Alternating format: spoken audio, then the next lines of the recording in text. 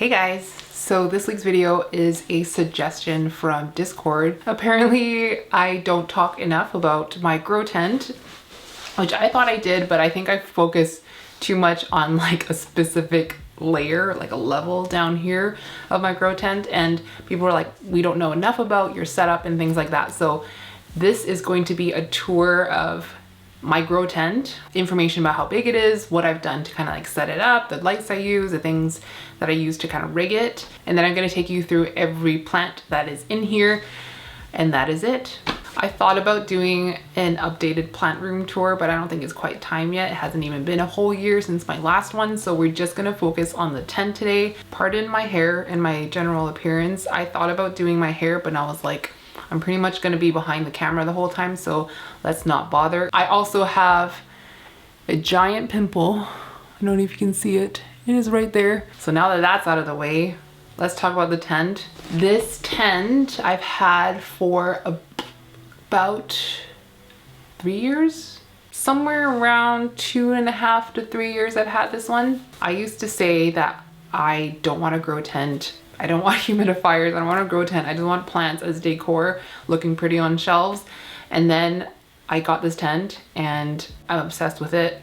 I've never stopped being obsessed with it. It's just like my happy place, and it's where I put plants that I want to grow really big, and it works really well for me. And I just kind of like try to integrate it into the decor of this room, being like very jungly and very kind of, I don't want to say like sterile, but it is a little bit more industrial looking in here than like say my living room, which is a lot more woody and stuff like that. So that's kind of just like the look. I've embraced the wire shelving just to make it kind of a cohesive-ish look. It could probably look better, but I like the way it looks right now. This plant room has gone through like quite a transformation over the last few years, and I really like the way that the grow tent is kind of like very centralized on this wall, and then all my exos in like a big open shelf behind me. I thought I knocked over my mother light. So I'm gonna like throw in footage and stuff of the stuff that I'm talking about as I tell you about the tent. So this tent I got off Amazon. This particular one is no longer available. I've looked for a link for it. I don't think it's there anymore. But at the time I purchased this one because it was like $70 or something like that, which was a lot better than spending $200 on a tent, which I wasn't convinced that it was any better than this one. Like I couldn't really see the difference because like there are features on it that are present on the $200 ones. And obviously when you go bigger, you're gonna pay more money, but I wanted something that fit really like snugly into this room. And the reason why I got it in the first place was because I was going away on a work trip for 3 weeks. And it was in summertime. I wanted something contained that would kind of hold in humidity better. I had a lot of like kind of, to me at the time, very precious like import plants and things like that. Didn't want my boyfriend to have to like deal with drying out too much. But that's the reason why I bought the tent in the first place. So as far as the dimensions, it is 4 feet wide, 5 feet tall, and about 2 feet deep. I could probably get a taller one in this room, but I didn't have the room for anything kind of deeper, because 3 or 4 feet I would just have like no space whatsoever. So this is about as big as I can go in this room. I've kind of like toyed with the idea of getting like a really big walk-in tent for the basement, but that would require my boyfriend to give up some of his space, so we're not there yet. I would absolutely love to have a grow tent that big that I can walk into, that I can have like wall-to-wall shelving, and I'd be able to grow larger plants in there, because at this point, when a plant gets too big, it has to be moved out of this tent. So that's really the only downfall, because I would love to grow some of these plants permanently in a tent. It's just like, it's not feasible for my space. So the reason why I purchased this one, other than it being like quite affordable price, is because it has like also the silver reflective walls inside, which was really important to me because I wanted it to be able to reflect heat and reflect light. Because the really nice thing about like this reflective like metallic inside versus like the white plasticky inside tents, I'm sure you've seen that before, is that when the door is closed, you've got light kind of bouncing around everywhere, so you don't so much have to deal with plants kind of facing upwards just towards the grow light. White does bounce light, but it doesn't bounce light the way that like a shiny metallic finish does. So this was really nice. It also has vents on the side for you to like vent out, like, you know, ventilation tubes, or like vent air inside for air exchange. I don't use them. I just keep them like slightly open so that there is a bit of air coming in and out, but I don't focus too much on that. It also has that like kind of drip tray kind of layer at the bottom, so water and stuff is not leaking out onto my floors. So basically it has every feature that I personally need, and to me it wasn't worth paying 3 times the price for like a brand name one, so this is really not a brand name one at all. It also has something I really like, which is like a viewing window on the front. So I have this little viewing window which I can just like peek my little head in every morning and just kind of look at plants. So that is one thing I really enjoy about this tent. All right, so I'm gonna pick up the camera now. I'm gonna show you like the shelving that I use, the wire grids I use to hold up like my little shelves, grow lights, stuff like that. And I'm gonna try my best to remember where I got it, and I'll link it in the description, although I will tell you if I recommend it or not, so you'll know. Another thing that you'll notice is that I don't run fans and I don't run humidifiers. So it's just the humidity from like the plants themselves that circulate in this greenhouse, and it's normally 80 to 90% humidity in there. It's humid enough for almost all plants that I own, and you're gonna see in a second which one is not humid enough for. I've never had issues with fungal stuff in this tent due to like lack of airflow, so that's just, I guess, information for you. I've mentioned in the past, I think it was on my video, it might have been Charmaine's video, I don't remember, but I mentioned that I haven't been having issues with like fungal stuff on the substrate, like mold, and I haven't had much issue of fungal stuff on leaves since using Great White.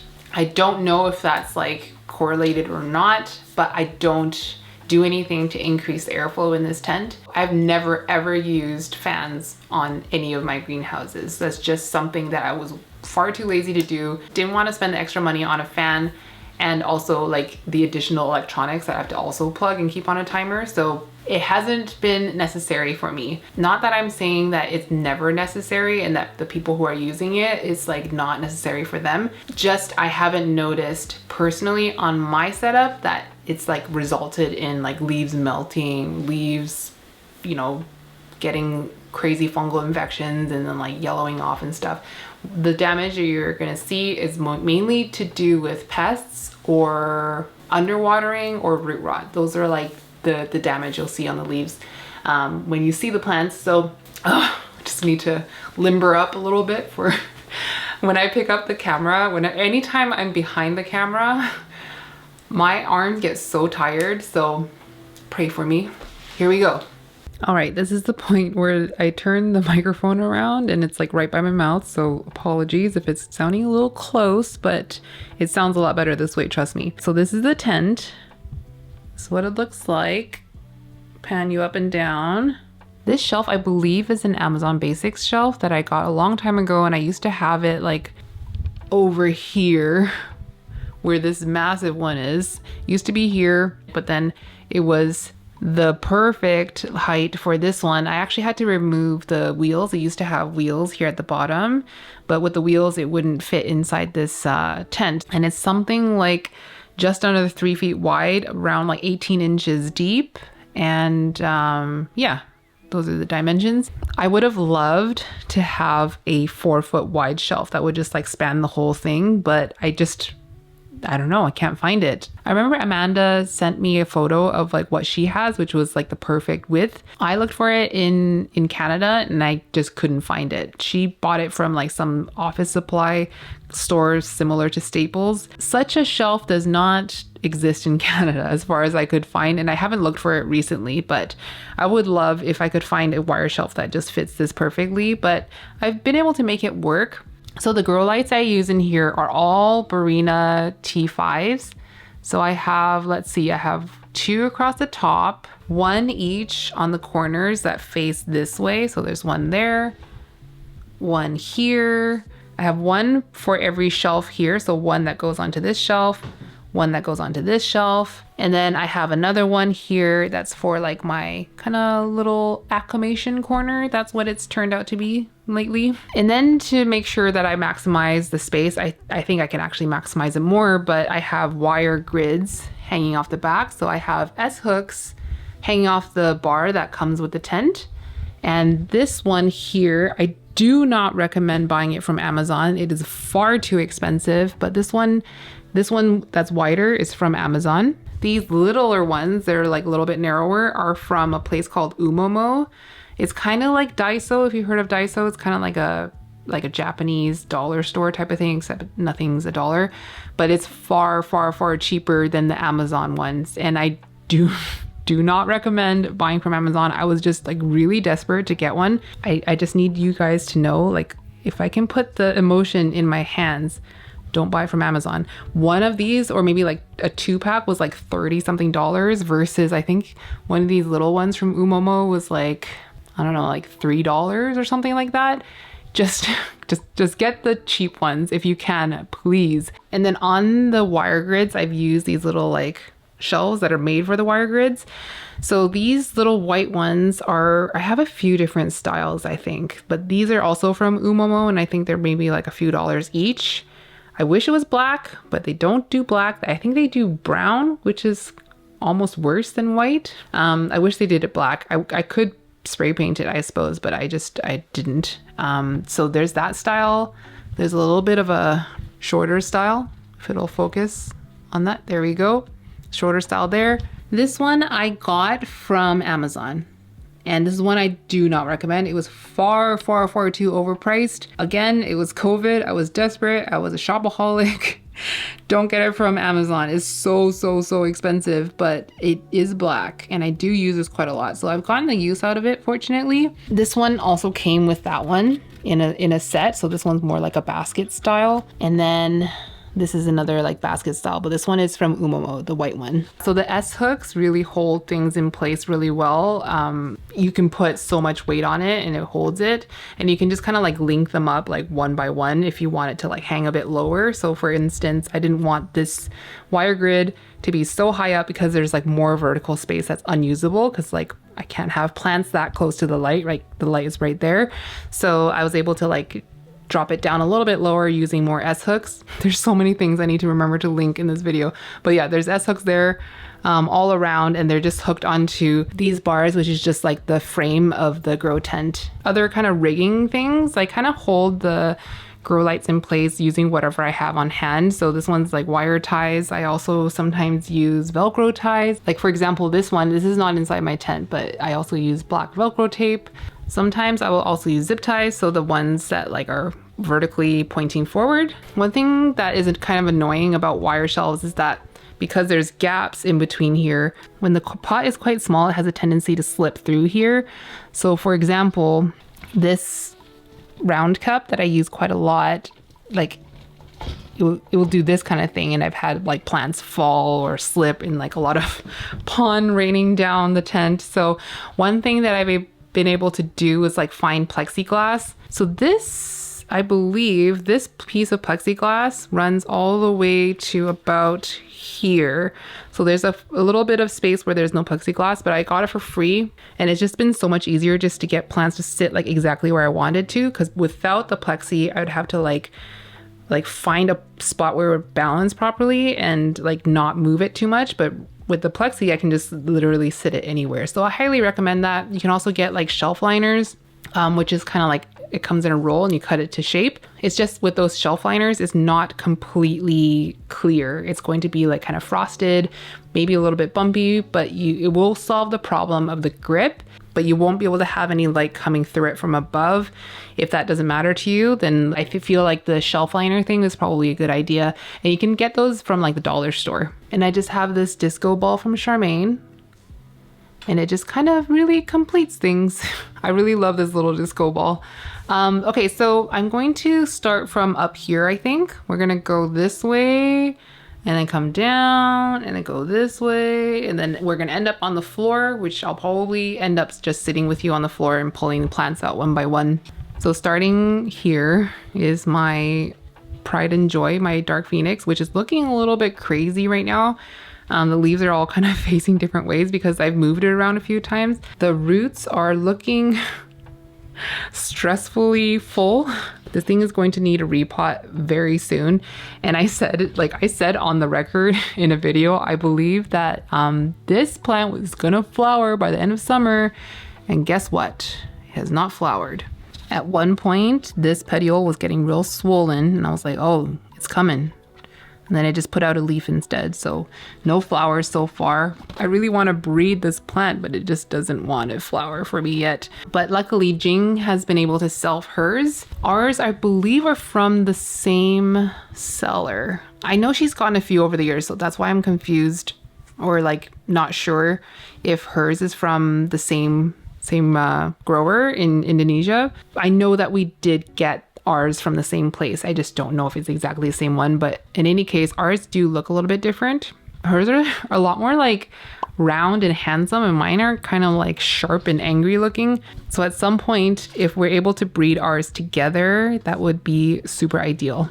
Up here is my Anthurium stabile. This is the one where I was saying that the humidity is not enough in the tent. This is what happens with every single leaf. When I went away on holiday, this is the only plant. I didn't even notice this plant because it was completely shriveled up. I was like, oh, the plants didn't do so bad, but this one was just like a plate of nachos. So if you don't know about the stabile, it really needs like a very high humidity and it wants to be sitting in a swamp all the time. So I don't know if you can see, it's always sitting in water for me, and I've been able to keep it growing that way, but it's not like growing well. It's not able to hold on to leaves without doing this kind of thing. I think it was like a import from either Ecogenitor or Tropicals from Jing, and she was like, get this out of my house. So I was like, I'll take it. Here is my little pap port from Amanda. It just got chopped a few videos ago, several videos ago actually. It's rooted pretty well in this tree fern with a pond drainage layer because I ran out of leca. I now have a lot of leca, but the pond layer didn't work too shabby actually, and it's looking nice and perky. The leaf that was growing when I chopped it, predictably, didn't form very well, didn't form fully, but I think it'll come back.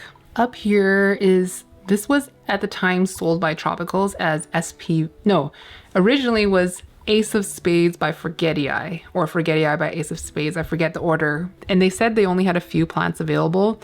And then all of a sudden they were like, this is SP Velvet. And then they didn't sell it anymore. So I highly doubt it's an Ace of Spades hybrid. What they do have, I believe, is the green form Ace of Spades. I mean, I don't see it, but it's very cute and it's like very smooth.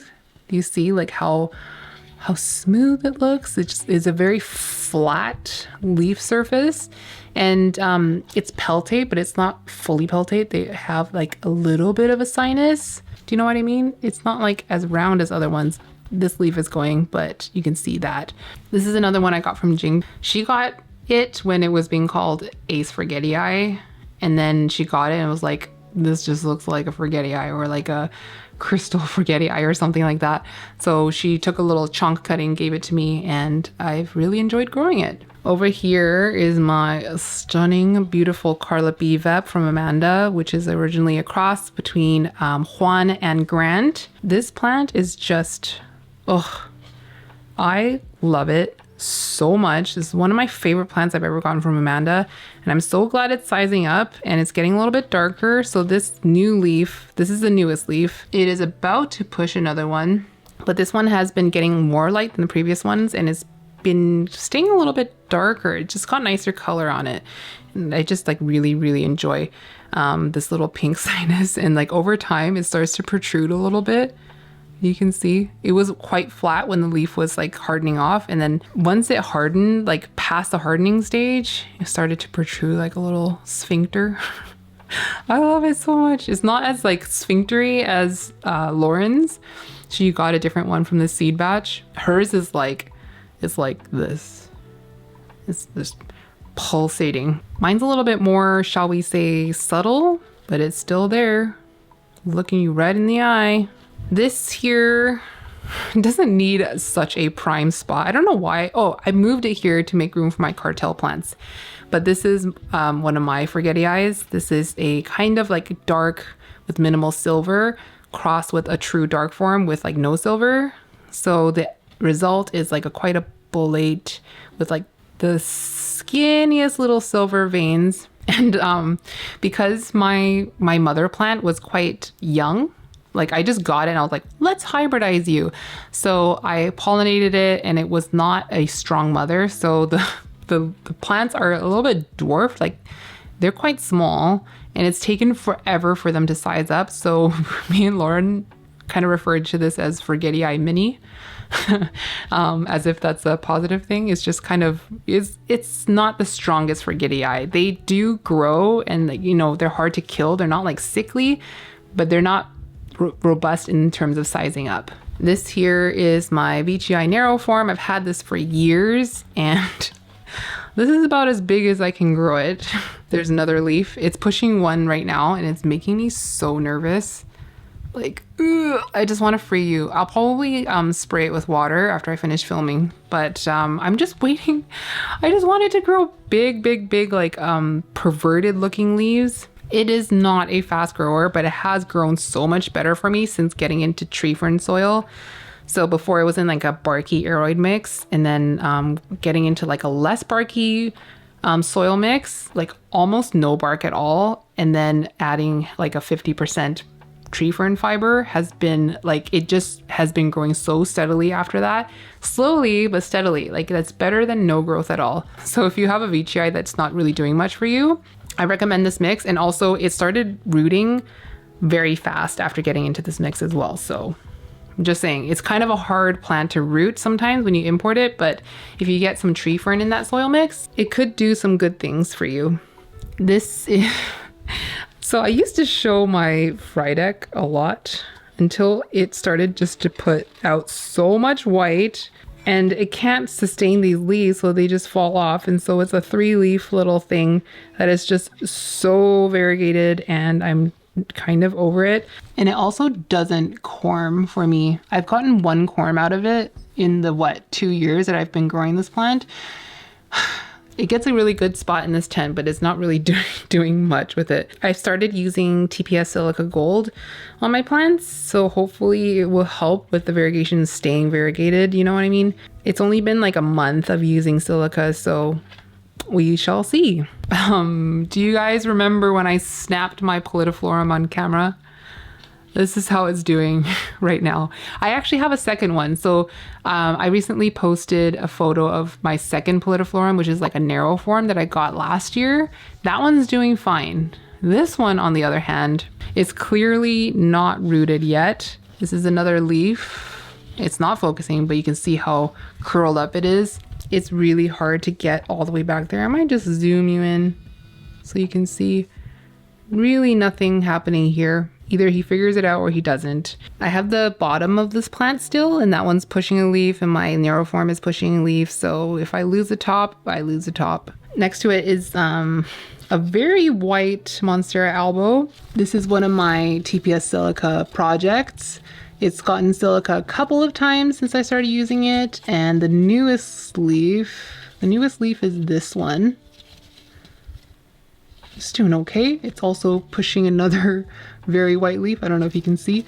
So we'll see if like these leaves stay white without like doing this browning thing.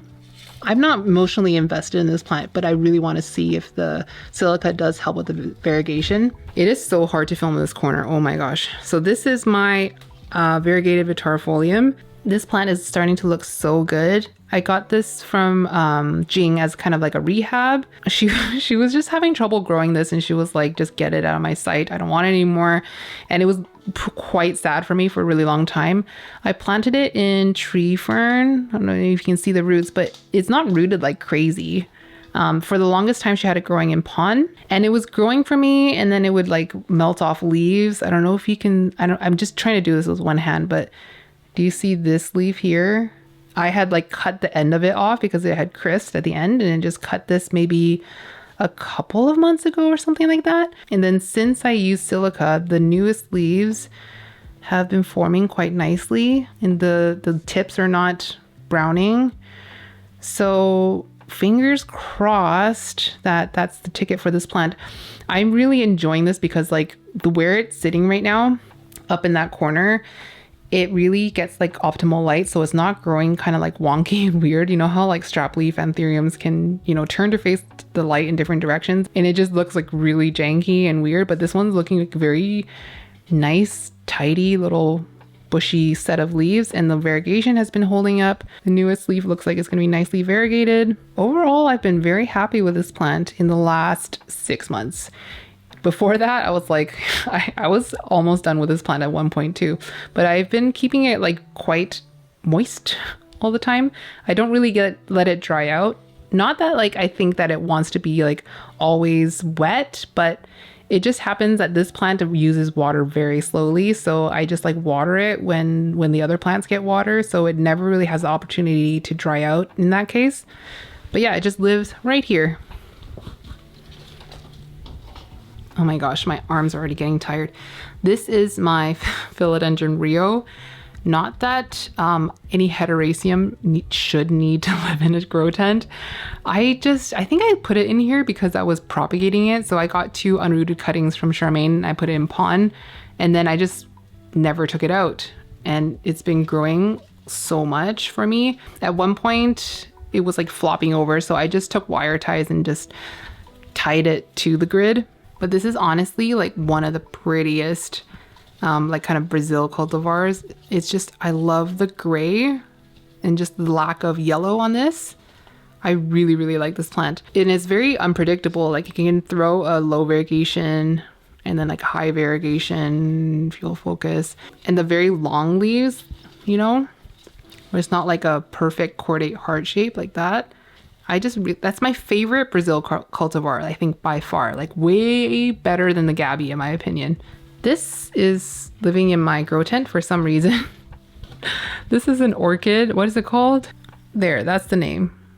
I'm not even going to attempt to say that out loud. I got this from Equigenera last year at some point, I think. It has been very severely neglected, and it's probably dried out on more occasions than I can count, and it gets like shaded from the light from above. So naturally it has not flowered for me. I really want it to flower. Actually, I have another one that I want to flower more. It's like a lady slipper orchid that has a really, really long whiskers. This one has more like a red, like bat shaped flower, if I recall correctly. I got this one because the leaves are actually kind of cool. It's not just like a plain green. It's kind of like silver leopardy kind of print. I thought this one was quite cute and is like very small and compact. I will continue to grow it. I don't know what to do to make it flower. I think maybe it needs like a temperature drop or like, I don't know, a drought period. I have no idea.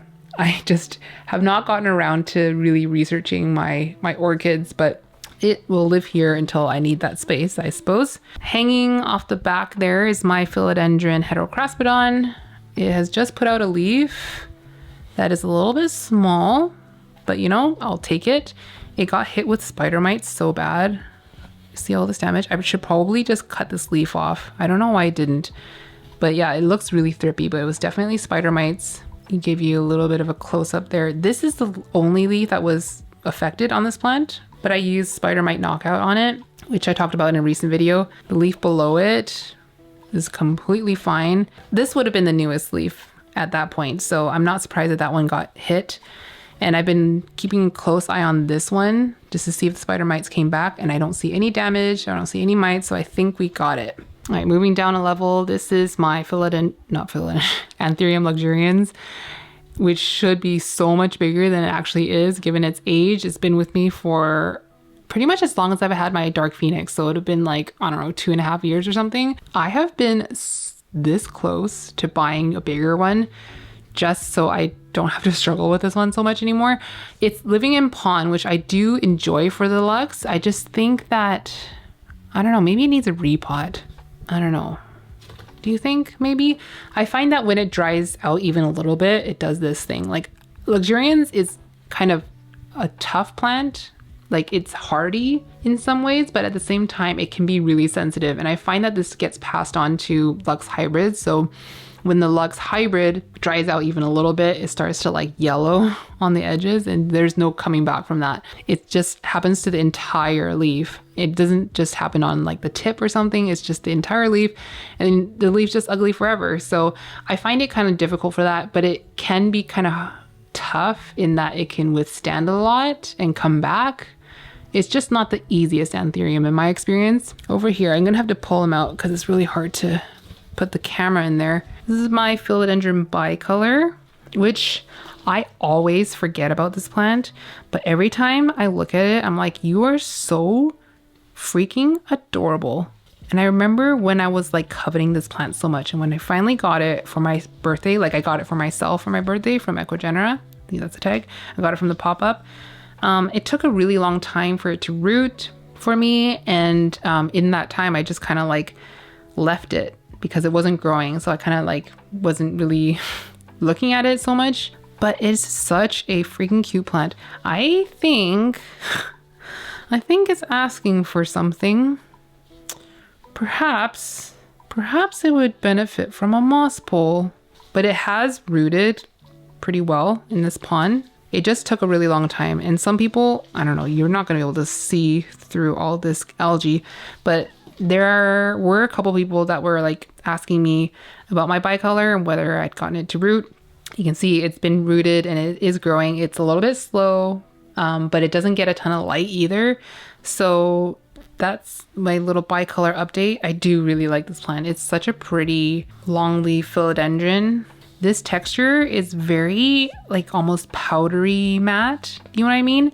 And obviously it has the red back sides and the two-tone petioles. Maybe here, yes, you can see there's like a clear line between the red and the green. At some point it was like very hyped up because it was very like rare and expensive. And then once Equigenera started selling it, people just like, they don't care about this plant anymore. But you guys know how I've kind of like fallen out of love with philodendrons, but this one is really cute. I'm like very happy I got it. I got it on the last day of the Equigenera pop-up, and it was 40% off or something like that. So it was still a bit expensive for me, but at that time, I think it was 2021, something like that. Yeah, it was 2021, and it was, or 2022 actually. But at the time, bicolor just wasn't available anywhere, and Equigenera wasn't selling it through like their Ecuador order forms. So this one came from Equigenera Florida. So I was like,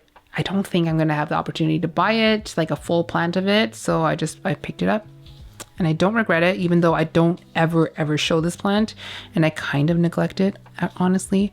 I'm a little bit guilty for that, but I do really enjoy this plant still, and I'll get you a moss pole. I'll get him repot and stuff, and we'll grow you nice and big. What a cutie.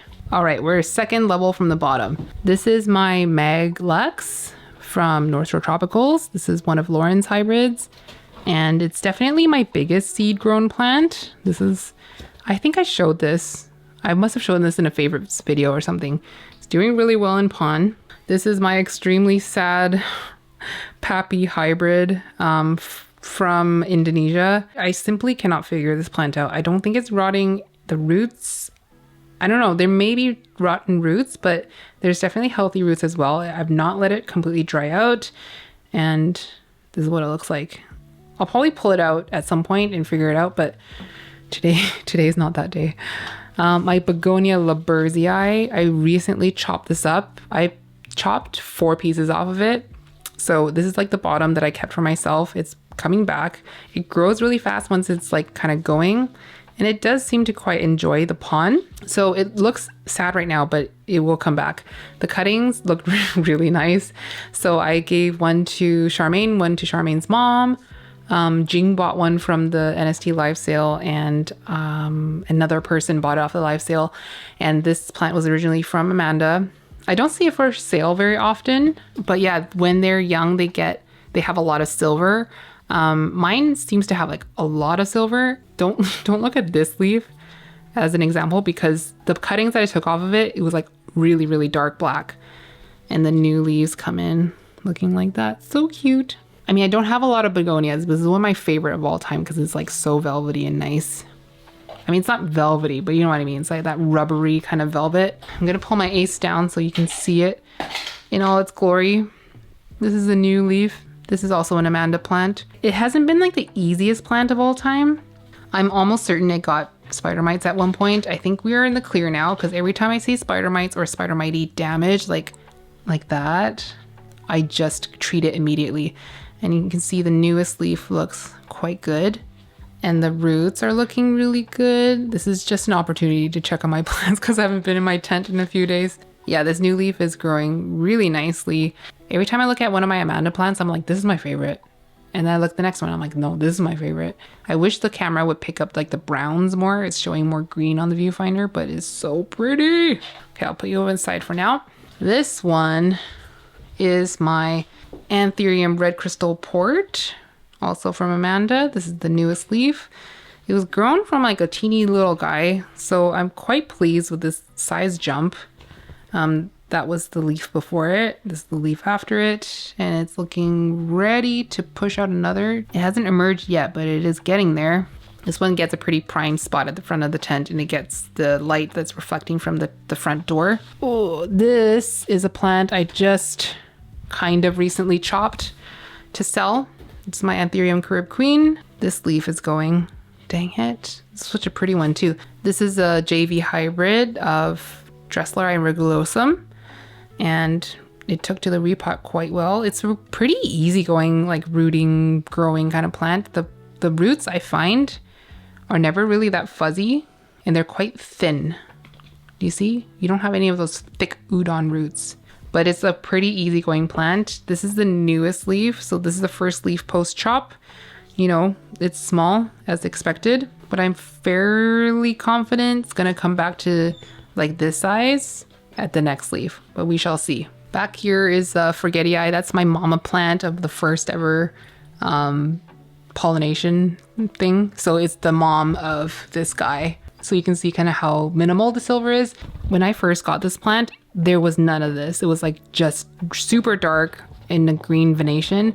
And then over time, some of the little bits of silver started popping out. So that's why I don't call it a true dark form. This here is my Alocasia watsoniana. I freaking love this alocasia. It's probably like, it's definitely in my top 3 favorite alocasias of all time. And I also get the question of like, what kind of Alocasia watsoniana this is. So here's what I know. Alocasia watsoniana is a cultivar of Alocasia longiloba, I think. And it is velvety. It is supposed to be velvety. And one thing that helps differentiate this with like regular longiloba is that the watsoniana has like this little forking thing happening. So the lateral vein comes out and then it kind of forks as it gets to the leaf margin. You'll see it on this one too. So regular longiloba will just have slightly more vertical lateral veins, and they do not fork at the edges, and it's not velvety. So that's how you can tell it's a Watson. There's a lot of like Watsons that are being sold sometimes in the garden center that are not like, they don't look like this. So that's about all I know. I don't know a lot. Okay, I've got you on the tripod now because down here, I show you these plants all the time. So I'm just gonna like pull them out one by one. But we're not gonna linger on them too much because I feel like I talk about these plants the most on my channel. This is my Anthurium Spider Ralphman, aka Spider Best, crossed with Ralph Lynham Fort Sherman. So this is a Grant cross, and I got this from Amanda. It's not looking the best. It took to the repot like okay. It doesn't have a ton of roots. It's probably like the saddest one from that repot, but I think it's on its way back. It's just pushed out a leaf, you can see. This is such a beautiful, beautiful cross. It's so velvety, and like the leaf like color shift on it, it's to die for. If you can get your hands on this cross, I highly recommend it. It's so nice. This here is my Anthurium Magnificum crossed with dark form Ace of Spades. And this was like my preferred one. I have 2 of this cross from that seed batch. This one I think looks nicer. It looks more like an ace. And when it was little, like I could barely tell it apart from my actual Ace of Spades. They were like very small. They were like very similar in size. But this one it's a lot nicer than my other one. It's a lot darker. It's not nicer as in like it's better quality. It's just I prefer this one because it's a little bit narrower and I think it's a little bit darker. Here's another leaf, and the newest leaf is so red, so pretty. I recently sold a bottom cut of this plant. The roots they're a lot. They're a lot. But that's why I kind of like a cover pot like this So I can sit those like escape roots in a little bit of water and they don't dry out and shrivel. This plant definitely looked a little bit sad after getting chopped, but it's perked up quite a bit. This one is my biggest forgetii from my first pollination. So that's what it looks like. It's very cute. It's so turtly, and this one is really round. So this one was definitely like the strongest of the whole batch, which I kept back for myself. But look at that. It's so cute. But I do really enjoy like how bumpy this leaf texture is. Forgetii in general are just like really great for learning how to pollinate anthuriums because they flower so young and they flower so often. Like I can have 2 flowers going at the same time for this plant and it's not even very mature. And also the seeds don't take that long. They take, I think, something like 3 or 4 months versus like a clarinervium will take you like an entire year. So I do think it's a good one to kind of get your feet wet pollinating. This one I showed in last week's video. This is my Green Farm Ace of Spades. How are the roots doing? It's doing okay. So I can see like at the top it's pushing out a root from the stem, and then here there's some active root growth, but otherwise looks exactly the same from last week. This one is a mushroom farm. It's been growing so many mushrooms in the substrate. This is my Mag Crystal Carla from Amanda. It's so beautiful. I do have issues with like kind of this chlorotic kind of veining. Lightning veins is what Amanda calls it.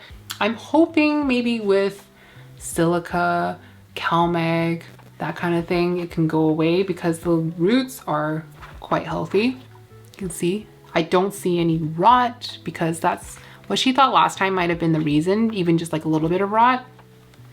It's dropping a leaf at the back, but it continues to size up. I credit that to the Mag Crystal in the cross, but yeah, it's so pretty. I got it as like about this big of a seedling, so I'm pretty proud of that size jump, even though it's taken like a year. Don't tell anybody. Another Mag Lux from Lauren. This was my favorite one because it was super round, and then it pushed out this leaf that's not round at all, but every other leaf was like super round and chubby. So I'm like, what the heck happened to you? It's about the same size as the other one, and these ones like kind of size up really nicely. I think it's because of the Magnificum as well. But yeah, this one also is really enjoying the pon. Another Amanda plant. This is my RA5 Self from one of her seed batches, the newest leaf. Look how red that is. This is the reddest one it's ever thrown. It's like candy apple red. I chopped this up after I came back from my holiday sometime in August, I think, and I sold 2 cuttings. This one I was afraid that it was gonna, you know, droop and like, you know, suffer and stuff. It took a really long time for it to push out a leaf, so it finally pushed out a leaf, and the roots, like, they're decent. There's some root growth. Oh, there's way more up front here. It hasn't been fussy for me other than like the leaf surface being quite delicate and easy to like bang up, but this new leaf I was able to keep it quite pristine. Look how pretty. It's so bumpy and pristine. I just love the overlapping lobes as well. Here comes the problem, child. This is my red crystallinum that refuses to grow a fully formed leaf for me. Every leaf is like this. One lobe, no bottom. I don't know why it's crisping. I don't think I ever let it dry out, but I did give it silica, and I wonder if it like burned it a little bit. But I gave it silica in the hopes that it would form a really nice like fully formed leaf. So it did push out a leaf. It's looking pretty chunky. That looks like a pretty big one. So if it does give me like a fully formed leaf, I will definitely keep you guys updated, because I know a lot of people are interested in using silica, aren't sure like kind of how to use it or like if it really works and stuff like that. So I will definitely keep you guys posted. This one is my PAP 5 cross with Swamp Bunny, also from Amanda. It's grown quite a few leaves for me, but they just don't want to face the same way, the way that my RA5 does. She finds this plant a little bit more difficult than the RA5, and I do agree. I've had rot on this, like I can't even tell you how many times. This one has rot again. Do you see? There's like healthy roots and rotty roots. I moved it from tree fern to different tree fern, now to pon, and I get the same thing. I had it no drainage, now with drainage. But yeah, it pushed out this leaf. I might chop this soon actually. I know there's some interest in this cross, but I don't know. I always can't bring myself to cut it because it's been a little bit like rotty in the roots, but it grows. So I don't know. I'm on the fence as to whether or not this is like an easy plant or not, but I do love it a lot. Those really, really tall lobes, and it's like a lot more narrow than my 5 Self. Oh my gosh, I gotta speed this up now. I am so late for our appointment. Really, really quick. Let's haul ass. This one is my Magcuna Magnificum Cross with Kunaya lens, also from Amanda. This one needs some TLC. It hasn't grown a leaf in a while. It's in no drainage and tree fern. I think I might move it to pond because her Magcuna is in pond. We'll see. Hers is in a self-watering pot. I haven't decided what I want to do with this, hence why I haven't repotted it yet. I'll just pop a quick photo here of what her mother plant looks like. It's so good. This one is, if you follow North Shore Tropicals, badge is the Mag Crystal Forgetii. Crystal Mag Forgetii, which is like really silver, like Crystal Hope level silver, across the Luxurians. And this one should be bigger than it is, but I should probably need to upsize this little tiny dinky cup, which I will do soon. But the new leaf is so cute. Look at that. Another Lux hybrid. This one is from Amanda. This one is Lux as the mother plant, crossed with Ralph Lynam Fort Sherman. And it's really elongated and pretty. Look at that. It's so cute. We got this as seeds sometime the beginning of the year. Yeah, I think this was like January-ish. This came in as a seed and it's already looking so cute. I'm so excited to see this big, nice elongated Lux cross. That would look so good. In that batch, we also got these seeds from Amanda. This is Anthurium obtusum narrow form. There's 2 plants in here. So it's a very strappy Anthurium. Excited to see what this looks like. It takes such a long time for strappy Anthuriums to size up in my opinion, but I'm going to need to help it along by adding a little bit more substrate along the stem. Amanda gave me a philodendron lupinum because she knows how much of a bitch this plant is, and it's been a bitch the whole time for me. It's still alive, but just barely. Oh, my Alocasia aslanii. I let it get completely dried out and then I filled it to the top with water, and here we are. I think it'll come back. I just probably need to fix some stuff, but yeah. Anthurium, Queen of Hearts. It has pushed out the biggest leaf. I am so excited for this. The leaf prior to that is this one. Just to give you a bit of a comparison, I know the light is blowing it out right now, but it sized up so much. When it was ordered, it didn't have any of these leaves, so it's these 3 leaves down here. Lauren acclimated it for me in this like soily aeroid mix with tree fern fiber. And this was pushed out in a care, and then this was the first leaf that I grew. Oh my gosh, this one is, I love it so much. Look how red it is. This plant is so underrated in my opinion. It is so pretty. Just look at that texture. Look how bumpy it is. I cannot wait for it to get like big because I think this is one of the Anthuriums that I suspect sizes up pretty readily. So I'm really looking forward to it. Although I'll have to move it out of my tent probably if it gets much bigger than this. But yeah, this one has been like really exciting for me lately. I'm gonna blast through these ones because you would have seen it quite recently in my Cartel Dawn video. So this little corner is a lot of my Cartel Dawn plants. This is the King of Spades, or HU crossed with Red Crystallinum.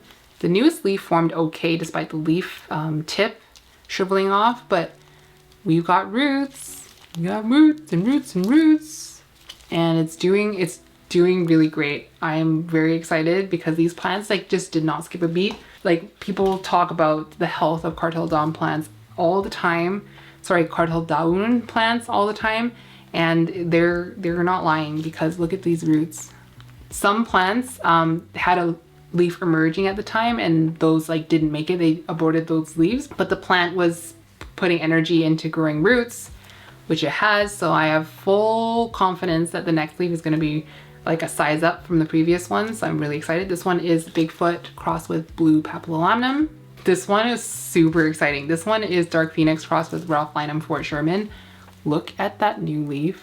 Can we just talk about how Dark Phoenixy it is? It is so stinking pretty. The colors on it, and it is a little bit darker than the previous leaves, like less green. So I'm very excited to see if this one will darken up a little bit over time. This one is also Loving Pond. This one is probably like rooted the most out of everything. So I'm glad that I put it in pond, because I was like, I thought it was a Dark Phoenix, so I put it in pond because Dark Phoenix loves pond, blah, blah, blah, blah. And turns out this cross also loves pond.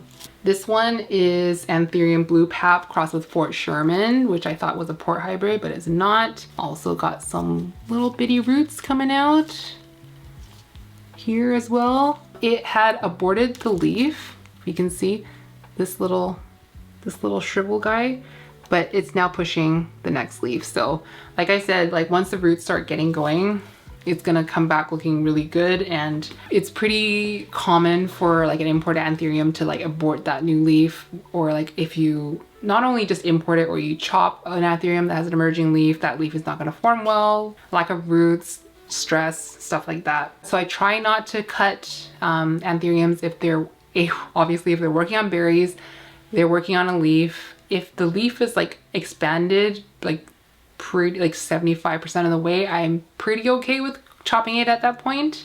Last cartel plant, this one was one of my favorites from that whole thing. Anthurium Minahasa, or King Crystallinum. So that's kind of like a select complex crystallinum hybrid, I assume. It has also done pretty well in pond. You can see some active root growth here, some up here as well. This new leaf had just emerged when I came in, and I am so in love with how it hardened off. It was like this beautiful red color for a really long time, and now it's just kind of like this browny green.